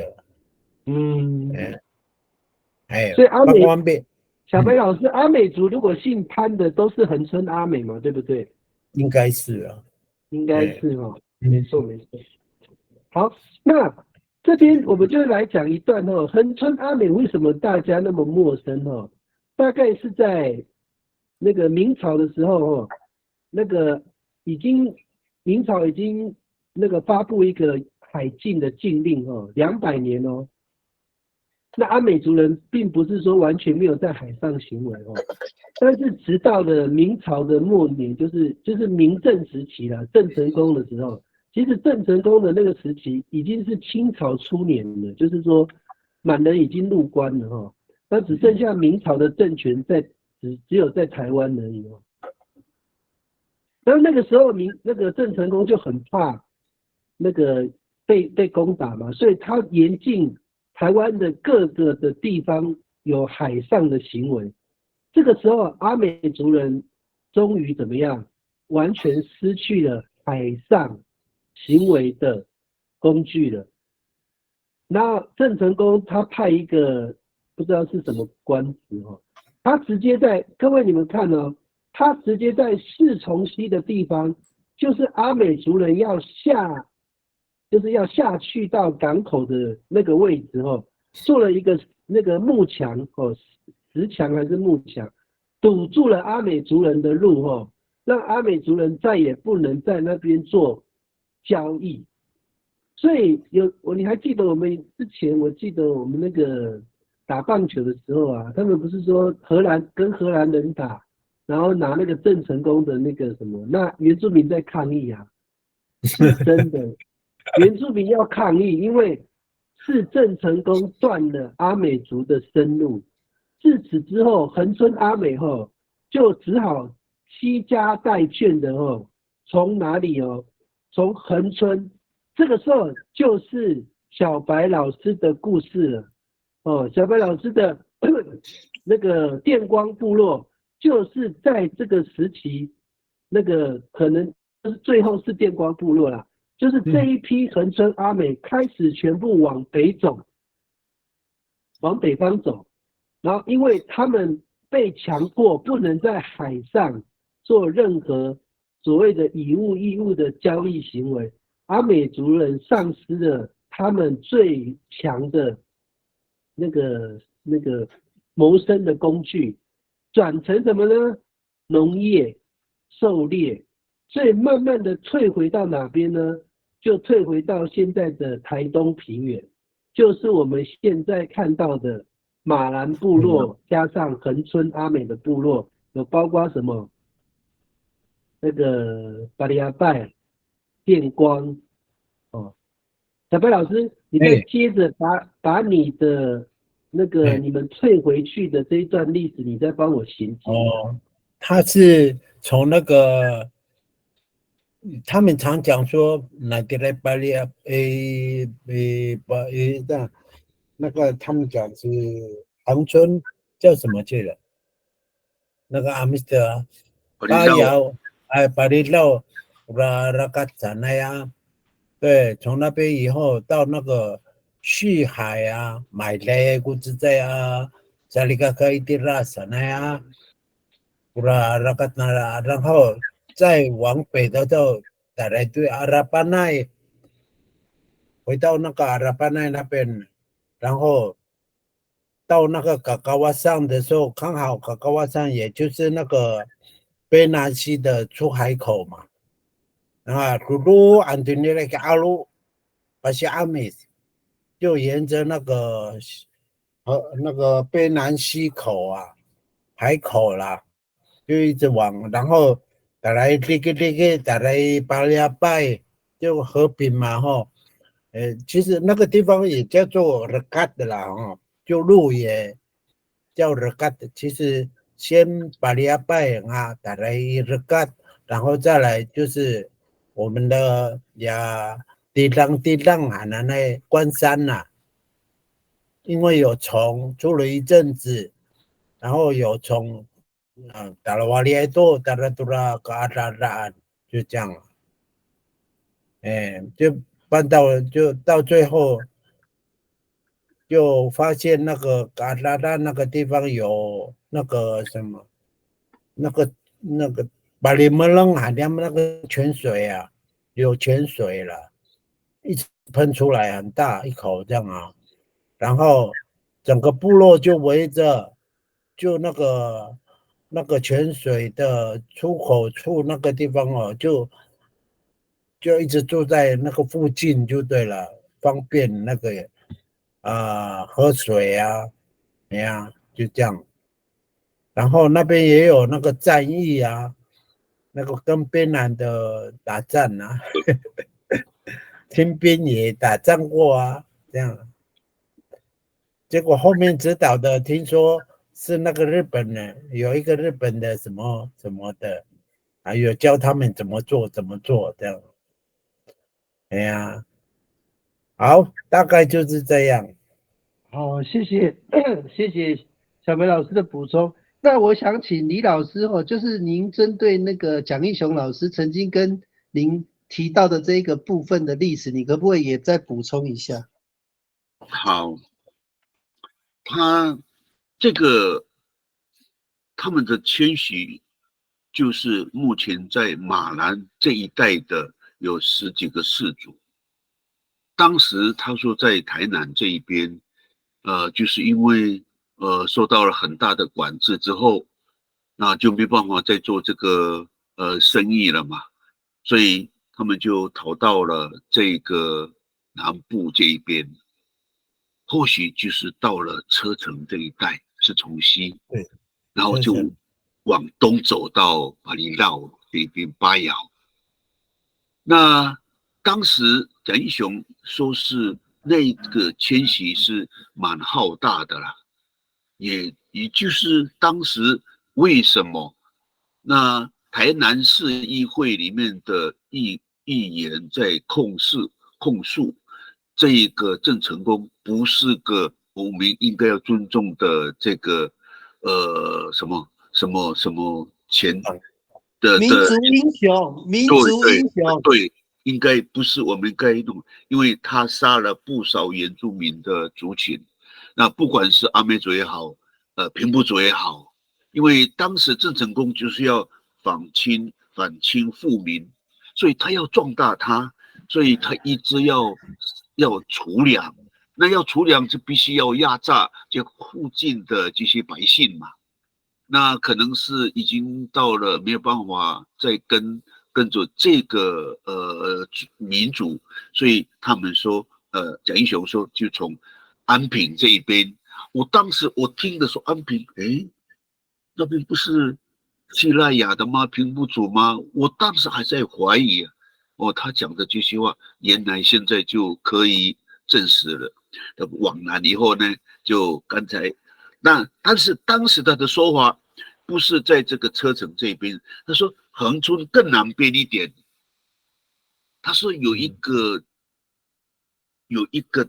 点就对了，他说在那边，那所以我现在看到这个路线的话，那不管那么多了，大家都有一个推理的方式了。他说更南边这一边，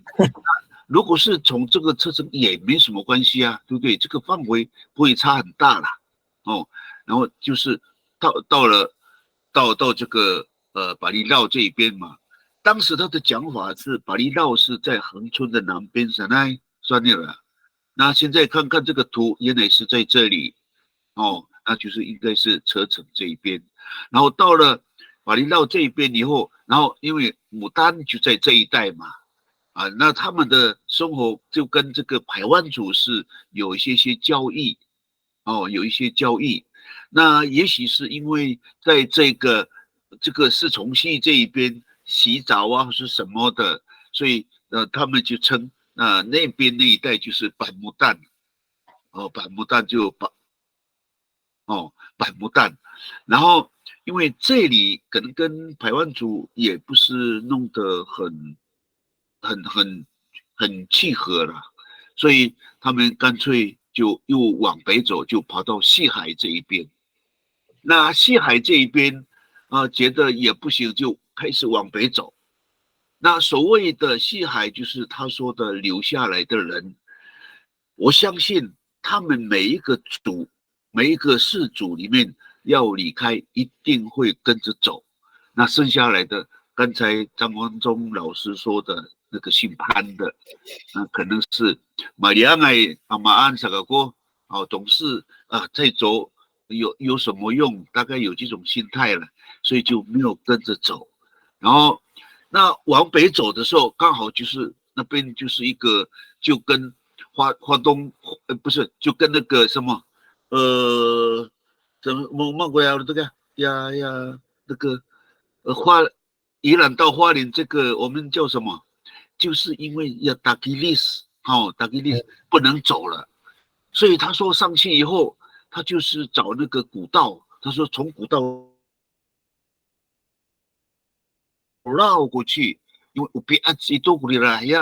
kami sudah西海上upi ads，所以从古道这样走出来一转，一个大武，我忘了他称什么，也有阿密斯的名称啊，大武有名称好，那这里呢，他们也住了一段时间，然后就跟那个什么金峰乡有金峰乡有阿密斯的有阿密族那边，所以把那个蒋英雄说那边也有阿密斯的，就是跟这个他们这一个一道去的，然后就留下来了，然后他们又继续就往北走，经过了还有几个道，它的名称都有，我忘了，我不知道哪一个资料，就是到了那个旧香港这一边嘛，就是资本这一边嘛，到资本这边，那至于这个可能是比较现代一点的现代一点。那至于这个这个比如嘛，这个出现是不是更早的时候的阿美族的一个因为通婚的关系才产生了这个族群，这个值得再去探讨一下哦。跟时间跟年代可能不一样哦，跟我们上一次那旧香兰是不是早就有了？然后后来他们有跟了过去，因为他们的历史是比较近的。哦，是比较近的哦。你看，那可是又讲到郑成功的话，也不是很近啊，因为当时是被迫害的，然后再离开的，所以想一想，有的时候时间上有没有拿捏的很准，这个看我们怎么样去看哈。然后他们到了旧香兰之后呢，就过了这个资本溪嘛，哦，资本溪，所以边南族就是那个东台湾的台湾族啦，那表妈的那东台湾的，因为他们住在资本这一边嘛，那这里资本好，后来因为那个蒋英雄说那个地方，因为他们占的说迪丽莎都给大，上来长得好的资本那一带，那就像这边，可是又被被那个手翻了哈，被那个平埔族的占据。就因为他们早就被同化了，所以就在他们占据的地方盖了个庙，哦，所以已经被同化了，盖个庙。他们觉得就跟我们所提的阿密斯，如果是没有必要，就不要去跟人家去做一个不好的这种发生状况嘛，就往这个资本溪再越过去，哦，就是那个地方。那个名称，阿密斯的名称叫什么？是马当吗？还是马当是康乐这一带呢？还是那个什么丰里？马当跟丰里，我现在搞不清楚那个名称了。他们就在那边开始就抓多长了哦，因为他说过了，他说有12个氏族，现在所知道的有11个，可是他的表妹。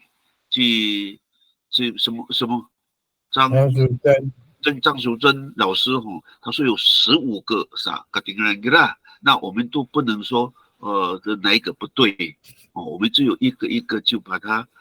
去找出来，那才是正确的哦。我们都要去相信哪一个，只要是跟这个有关系的，我们都应该去相信。因为对啦，这儿还都你那个标嘛个啦，那时候要标嘛安的呢，你看看这儿还能叫标嘛。那个比如嘛，又是什么时候才产生的？就已经产生了，可是他们又是从明代对明朝末年的时候开始移动的。那明朝末年开始移动，一直到这个旧香港的时候，这个时间上多长？为什么会已经把这个念叫标嘛山？我也是在想，我们也值得去考虑这一点哦。这还能叫标嘛？所以他们就因为人数上他们没办法比，就退到比较西南的地方嘛，哦，就退到那一边了。然后蒋英雄是说，我们这边所带过来的这些人，后来又往北在推进的时候，一个就是海岸，海岸一直到成功镇，一个就是从朔溪这个边南溪这边上去然后刚才我们讲的是资本溪那个什么兰的溪嘛，旧香兰，对，那个溪以前那个桥太马里溪，那个叫太马里溪。太马里溪嘛，对，然后那过了，他把边南族在马兰这边都赶走之后呢，他们觉得越来越，因为当时对耕作的这些工具不是很发达嘛，那么还是找一个比较容易去耕作的地方，因为边南溪以前都是什么那格拉的，很难种植东西啦。那都是河床啊，像即将一宿那边是河床，所以风沙特别大。然后就这2块走了之后，后来他说我的马绍分两派，一个是从海岸，一个是跟着别人就从这个寿溪上去了。结果到了出路还是快到鹿野，他们觉得不对，又跑到都兰这一边，然后就跟着他们自己马绍就往北走。那其他的那些其他氏族就一直往北走。最多就是我们现在所说的混合的地方，一个就是那个嘛，就是那个富里嘛，那边的语言跟秀姑峦溪跟马兰这一边的混合了，然后一个就是东边就是成功镇，那是有秀姑峦群跟这个马兰的，就混在一起了。那我以什么来做？就是成功三明里的里长，以前是在那里 LA 大溪这边当过头目嘛，现在在其他教前呢，完全是马兰这一边的。我就问他，你的拿手是什么？我们是吉兰阿山。哎呦，我说奇怪，吉兰阿山跟我们阿米塞跟我为什么跟我们的话不一样啊？那个达瓦什么达瓦，马那边都跟米蒂尼了。最先他说，在成功三明里这边是那个马兰阿美的人先居住在那个地方，那最多就是有溪里头会弄个两溪啊、三溪啊，就是说我马吊山，他们觉得哎呀这边也不好，想着呢，然后又回到小马这一边，那边都是马兰的嘛，一直往南嘛，那小马这一边好了，那个田呢我们就住上去了，是吧？马达森那样，我们再去开垦，然后再多一点的田。